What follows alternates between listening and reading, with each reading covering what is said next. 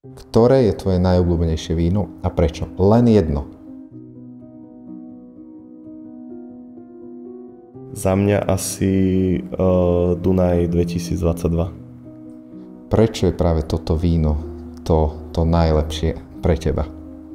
Za mňa kvôli proste je to víno sofistikované, má obrovský potenciál, koľko vydrží a je to niečo ako keď robíš umelecké dielo, tak je to niečo, na čo si hrdý, niečo, čo sa vyvíja v čase a naberá na hodnote v čase. A v čom je to umelečno, keď sa bavíme o umeleckosti toho vína?